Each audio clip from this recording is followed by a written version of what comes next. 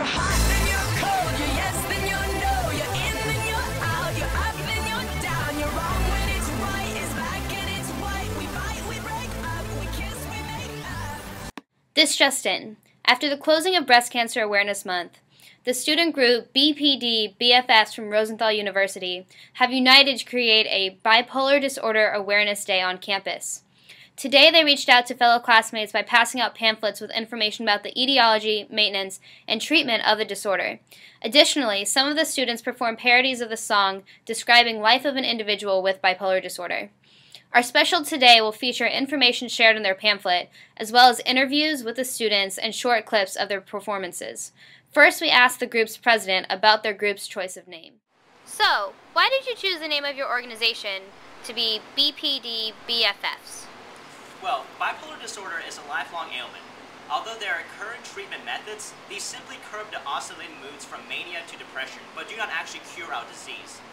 Those of us afflicted with bipolar disorder usually end up taking medications like lithium for the rest of our lives. Therefore, we chose bipolar disorder best friends forever because our disorder lasts forever, and constant support from friends will always be helpful. Over 6 million people in the United States are affected with bipolar disorder, which is a type of mood disorder. In the new DSM-5, there are 3 main types of bipolar disorder: bipolar 1, bipolar 2, and cyclothymic disorder. Bipolar 1 is the most intense form of bipolar disorder. It consists of oscillations between full manic and depressive episodes, much like that of a roller coaster. Bipolar 2, on the other hand, consists of alternations between major depressive and hypomanic episodes, where the hypomanic episodes are less intense than those in bipolar 1. The least severe diagnosis is cyclothymic disorder, which has less severe manic and depressive states, but the states persist for long periods of time. Bipolar disorder arises from multiple factors, including genes, physiology, and environment. Here is a clip of a student singing about the various things that could be interacting and causing her bipolar disorder to the parody of Mean by Taylor Swift. You always bring me down. My environment has got me going crazy. You have made me feel depressed again. Got me feeling like I'm nothing. You activate ventral limbic parts, decreasing gray matter in my brain. You taking on my stressful life. You increase glutamate in my frontal lobe. Doctors don't know what causes you. Oh, someday I'll know the genome of my whole body, and one day we'll find the correct genes. It may just be cloth or CCNA1C, but one day we'll find the correct genes. What are the specific genes?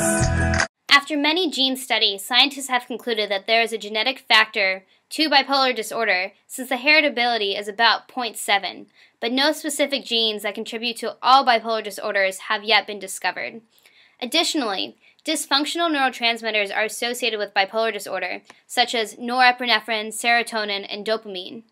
Imbalances with these neurotransmitters may induce the manic and depressive states, as well as contribute to social deficiencies in most bipolar patients.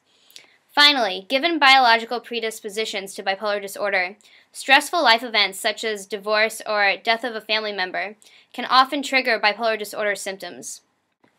Many scientists are currently attempting to find the genes that are associated with bipolar disorder, which often overlap with those contributing to schizophrenia.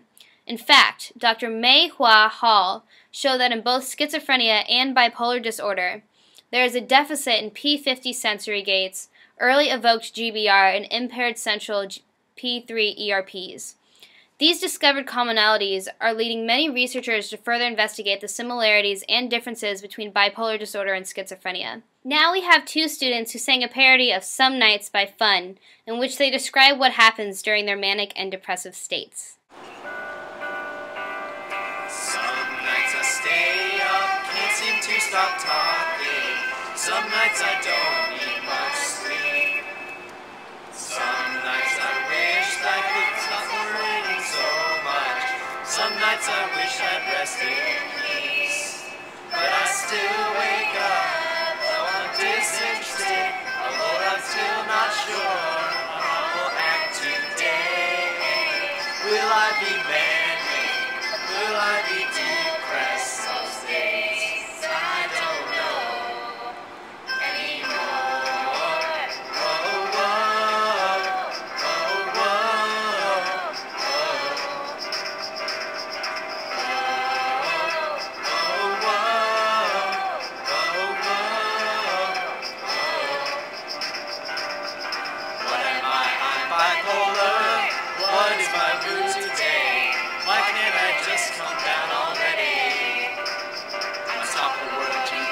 got me. Spend my money left and right, twice as hard on the cancer. That's alright. I'm tired in my bed tonight. Keep sleeping since nothing is quite as fun, quite as fun, quite as fun. It's so empty.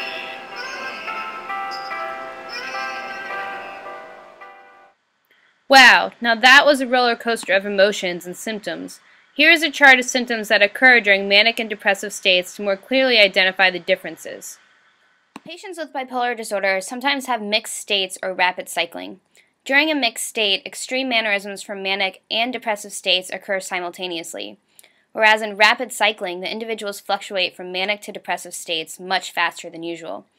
With the use of PET scans, scientists have been able to track neurophysiology associated with these mental states and are trying to determine how neurotransmitters relate. Recently, many scientists have found correlations between people with bipolar disorder and high levels of obesity, substance abuse, and higher risk for cardiovascular disease. Scientists believe this is related to the depressive states, but further research needs to be conducted to determine the causality of the relationship.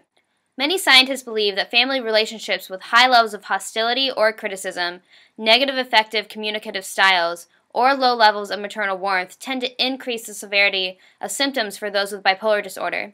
Methods for family-focused therapy are being tested and are currently shown to decrease symptom intensity. Other currently successful therapies focus on developing new ways for individuals to approach stressful life events, create stable daily routines, and resolve interpersonal conflicts. A large part of the daily routine is taking bipolar medication. Here's the president of BPD BFFs, Brock Lee, singing about his unpleasant experience with taking lithium.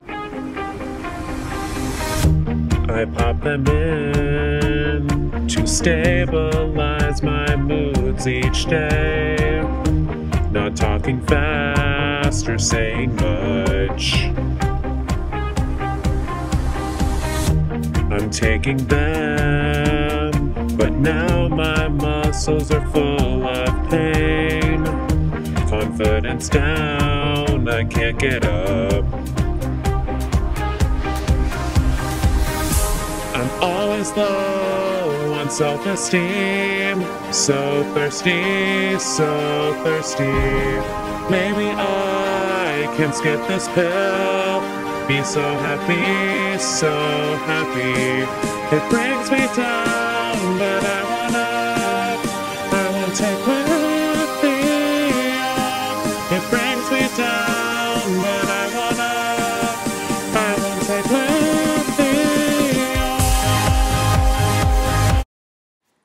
Despite the side effects that Brock experienced from lithium, it is the most common treatment medication for individuals with bipolar disorder.